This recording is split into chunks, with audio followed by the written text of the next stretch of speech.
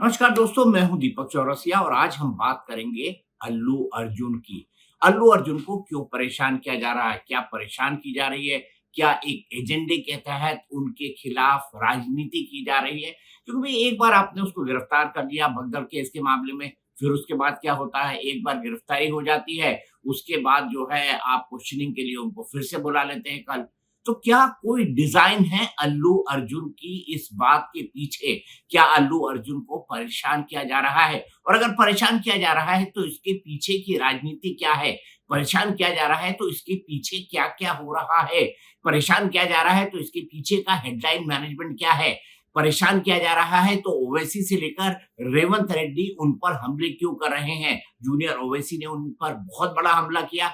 अ, संध्या theatre में जब ये पूरा मामला हुआ तो जूनियर ओवैसी ने साफ-साफ कहा कि महिला की मौत के बारे में जब अल्लू अर्जुन को पता लगा था, तो उन्होंने कहा था अब तो उनकी फ़िल्म हिट हो जाएगी। अल्लू अर्जुन ने इन आरोपों से इनकार किया है। उनका कहना है कि उनके चरित्र हनन की कोशिश हो रही है। उनका कहना है कि उनके खिलाफ जानबूझकर एक झूठा नैरेटिव फैलाया जा रहा है। उनका कहना है कि उन्हें जानबूझकर परेशान किया जा रहा है और साथ ही साथ गलत और नकारात्मक खबरें उनके बारे में फैलाई जा रही हैं। अल्लू अर्जुन ने कहा कि मुझे महिला की मौत का उतना ही दुःख है। महिला के पति भी खुद कह चुके हैं कि अल्लू अर्जुन के ऊपर केस न चलाया जाए। लेकिन ऐसी जब भगदड़ होती है, ऐसे जब स्टंपेड होते हैं तो उसके पुराने उदाहरण क्या कहते हैं, इसके बारे में भी मैं आपको बताऊँगा। लेकिन हाँ, शुरुआत करूँ विस्तार में जाना शुरू करूँ उससे पहले मैं आपको बता दूँ ये मेरा यूट्यूब चैनल है, इसे फ़ॉलो कीजिए, सब्सक्राइब कीजिए, इसको लाइक और शेयर कीजिए और अगर मेरी बात आपको पसंद आती है तो अपने दोस्तों तक इन बातों को ज़रूर पहुँचाइए। तो मैं आपको अल्लू अर्जुन के बारे में अब एक बहुत ही चौंकाने वाली बात बताने जा रहा हूँ। क्या अल्लू अर्जुन के खिलाफ ये पूरी की पूरी राजनीति इसलिए की जा रही है कि वे दूसरे तेलुगु सुपरस्टार की फैमिली से जुड़े हुए हैं और वो तेलुगु सुपरस्टार आज की तारीख में आंध्र प्रदेश का उप मुख्यमंत्री है पवन कल्याण, जो सनातनी हिंदू चेहरा भारत की राजनीति के अंदर बनकर उभरा है, जिसने तिरुपति तिरुमला ट्रस्ट में जो प्रसाद में जो घालमेल हो रहा था, उसके बाद एक आंदोलन की घोषणा की, उसके बाद अपने शुद्धिकरण की उन्होंने बात कही और उसके लिए उन्होंने बाकायदा प्रायश्चित के तमाम उपक्रम भी किए। तो ये है पवन कल्याण और पवन कल्याण से अल्लू अर्जुन का पारिवारिक रिश्ता है।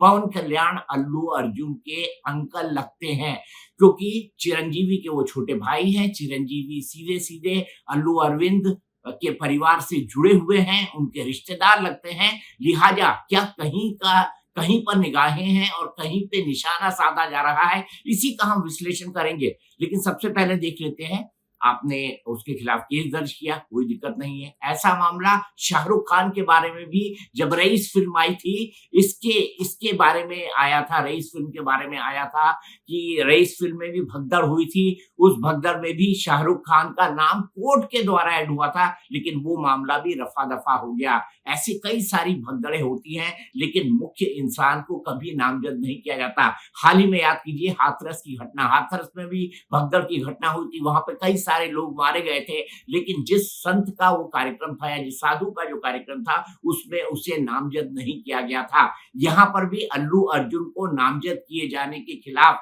अल्लू अर्जुन हाई कोर्ट पहुँचे हैं। हम अल्लू अर्जुन की बात करेंगे, हम एक-एक कर बात करेंगे कि कैसे उनको निशाना बनाया जा रहा है, लेकिन सबसे पहले देख लेते हैं अकबरुद्दीन ओवैसी ने क्या आरोप लगाए हैं अल्लू अर्जुन पर। के बारे में भी हकीकत बोल देना था साहब। क्या हकीकत थी सर? एक गलत बात यह फैलाई जा रही है कि गवर्नमेंट ने, अगर मैं गलत हूं तो आप क्लैरिफाई कर दीजिए सर। मैं ये सब्जेक्ट से हटकर है, लेकिन मैं बोल रहा हूं, मैं नाम लेना नहीं चाहता वो मशहूर फिल्म स्टार का, क्योंकि मैं अहमियत देना नहीं चाहता। लेकिन सर मेरे इंफॉर्मेशन के हिसाब से वो फिल्म स्टार गए थिएटर को पिक्चर देखने के लिए, बैठे हुए थे, गड़बड़ हुई, उसके बाद पुलिस वाले आकर बोले कि भगदड़ हो गई, स्टैम्पेड हो गया, 2 बच्चे गिर गए हैं, एक लेडी मर गई है। तो उसके बाद में वो फिल्म स्टार पलट के ऐसा मुस्कुराते हैं और बोलते हैं अब तो पिक्चर हिट होने वाली है। और जो लोग बोल रहे हैं कि वेव कर लेते गए, सर एक 2 बच्चे स्टैंपेड में आ गए, एक औरत मर गई, उसके बाद भी वहीं पर बैठकर पूरा पिक्चर देखकर उठकर जाते वक्त भी वो स्टैंपेड को नहीं देखे, वो फिर गाड़ी में बैठ के ऐसा वेव कर लेते हुए गए। क्या मैं सही हूं या गलत हूं सर, आप बोलिए? क्योंकि एक मैसेज ऐसा दे रहे हैं कि गवर्नमेंट जुल्म कर रही है, ज्यादती कर रही है। सर इंसानियत कहां है बताइए? Sir, I also go for public meetings, sir, where thousands of people come. I make sure that there is no stampede, sir. I make sure that the security around me doesn't push the people so that, nobody comes under the stampede, sir. I went for the Maharashtra election, thousands and lakhs of people were there, sir. And I made sure that nobody is pushed. Sir, I remember, sir, once my security official, by protecting me, his cap had fallen down. He had to do his duty, he was protecting me. So I went and I picked up his cap, sir. But here you see, sir, one lady dies, 2 small children are on the stampede, one is under coma, and that gentleman doesn't even bother to go and ask and see, sir, at that moment, and goes waving like that. If I am wrong, sir, please correct me, sir. If I am wrong, please correct me, sir. This is what is happening, sir. तो आपने सुना अकबरुद्दीन ओवैसी कैसी बात कह रहे हैं? वो कह रहे हैं कि मैं स्टार को अहमियत नहीं देना चाहता, लेकिन वो स्टार पर आरोप भी लगाते हैं। वो ये भी चाहते हैं कि वो स्टार को सवालों के घेरे में रखे।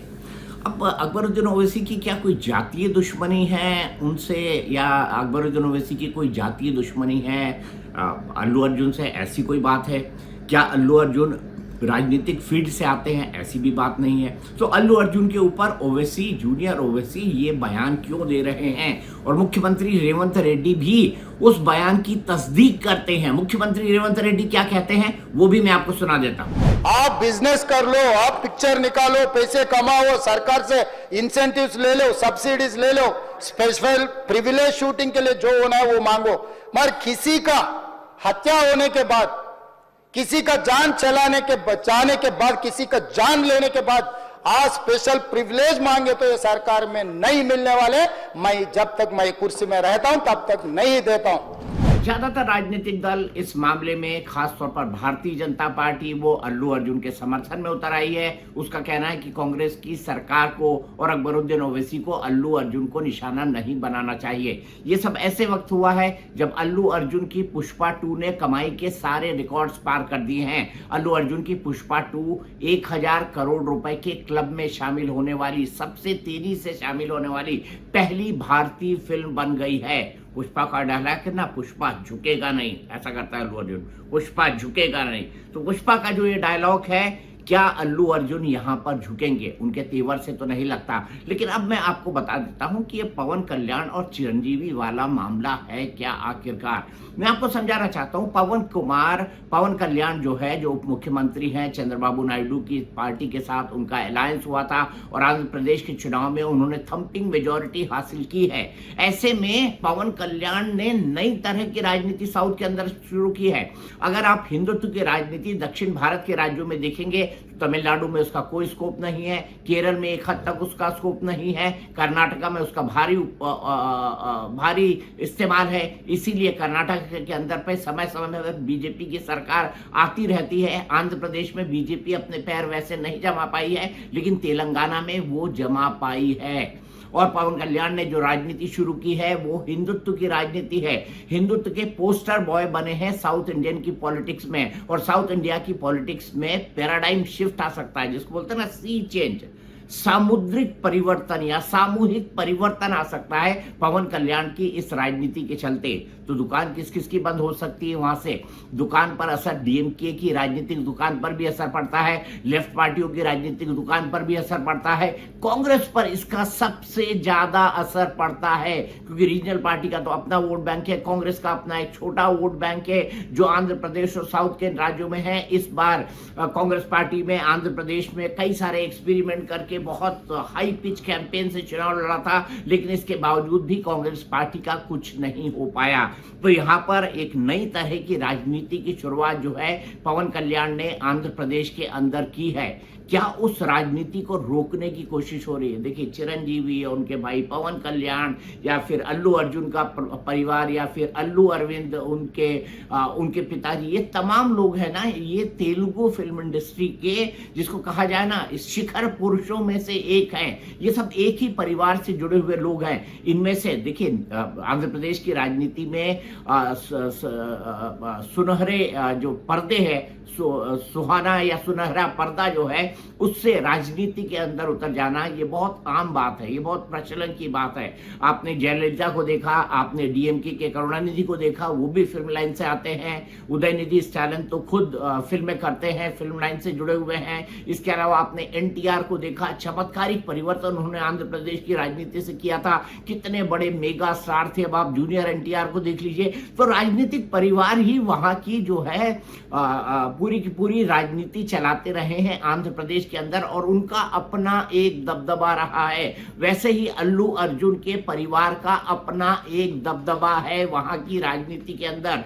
उसे आप चाहे तेलंगाना की राजनीति कह लें या उसे आंध्र प्रदेश की राजनीति कर लें। हालांकि अल्लू अर्जुन का या अल्लू अरविंद का राजनीति से कोई लेना देना नहीं है, लेकिन उनसे जुड़े हुए जो परिवार है वो कहीं ना कहीं राजनीति में आ गए हैं और कहीं ना कहीं राजनीतिक रूप से चीजों को प्रभावित कर रहे हैं। पवन कल्याण ने, जैसे मैंने कहा, बिल्कुल अलग ढंग की राजनीति पकड़ी है, और ये राजनीति जो है कांग्रेस पार्टी और अकबरुद्दीन ओवैसी का खेल तेलंगाना के अंदर भी आने वाले समय में खराब कर सकती है। ऐसे में क्या जरूरी हो जाता है? ऐसे में ये जरूरी हो जाता है कि पवन कल्याण पर अगर आप निशाना नहीं साध पा रहे हो तो आप किस पर निशाना साधेंगे? आप साधेंगे निशाना अल्लू अर्जुन पर। अल्लू अर्जुन लोकप्रियता के नए शिखर पर हैं।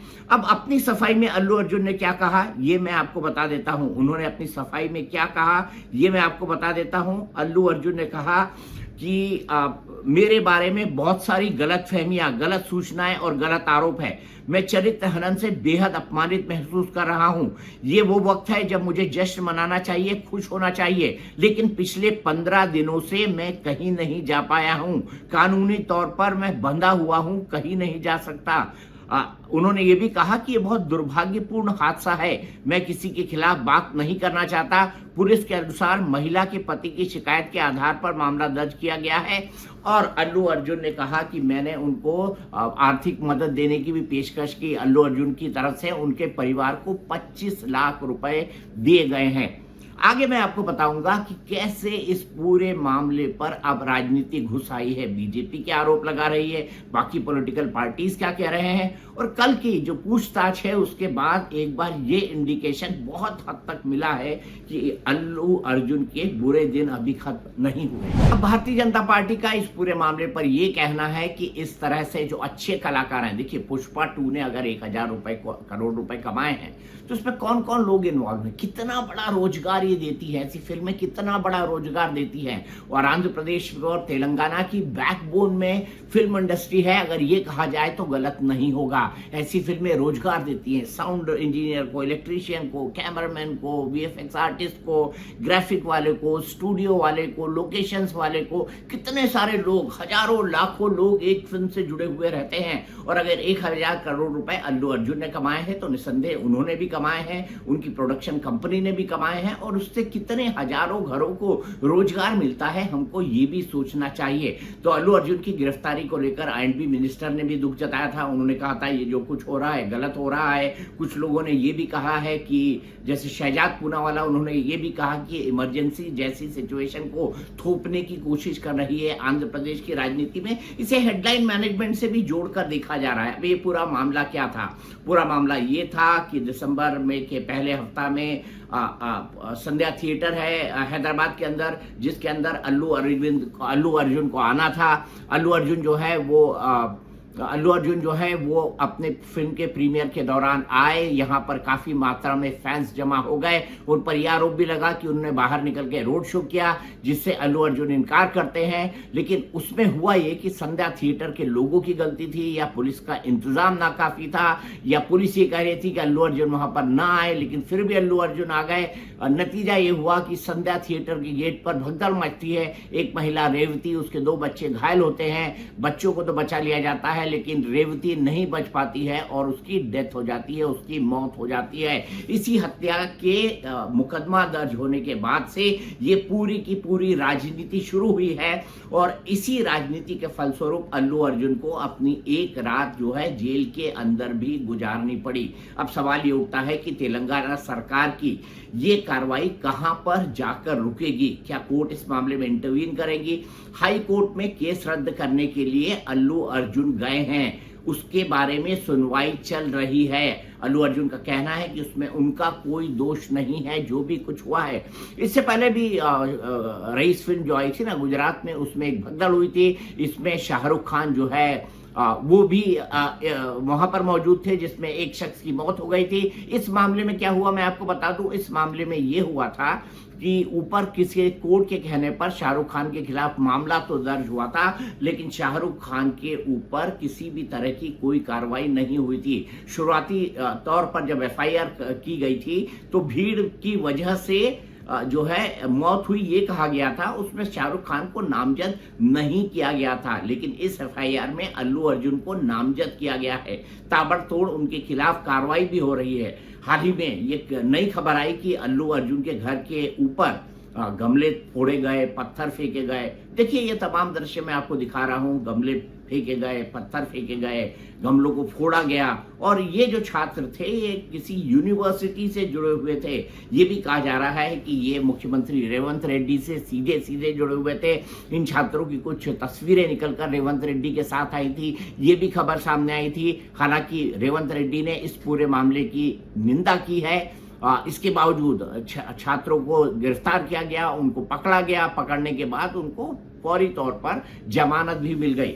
तो अल्लू अर्जुन के खिलाफ कई तरह के हमले हो रहे हैं। एक हमला उनका कानूनी तौर पर हो रहा है, दूसरा उनको बार बार पूछताछ के लिए बुलाया जा रहा है, तीसरा उनको गिरफ्तार कर लिया गया, चौथा उन पर कई तरह की कानूनी बंदिशें लगा दी गई, पांचवा अपनी फिल्म की सफलता को वो सेलिब्रेट तक नहीं कर पा रहे हैं। इतनी बड़ी रिकॉर्ड तोड़ सफलता के बाद फिल्म की या अल्लू अर्जुन की अल्लू अर्जुन को जो शाबाशियां मिली थी वो ना मिलके उनको ट्रोल किया जा रहा है। साथ ही साथ मैं आपको ये भी बता दूं कि अल्लू अर्जुन कोई सामान्य एक्टर नहीं है, उनको सर्वश्रेष्ठ एक्टर का राष्ट्रीय पुरस्कार खुद राष्ट्रपति दे चुके हैं। ऐसे में ये देखना बेहद दिलचस्प हो जाता है कि कांग्रेस इस मुद्दे को कहां तक ले जाती है, और अल्लू अर्जुन जो अभी अपने आप को कंप्लीटली एपॉलिटिकल कह रहे हैं, गैर राजनीतिक कह रहे हैं, वो इस मुद्दे पर आगे क्या फैसला लेते हैं।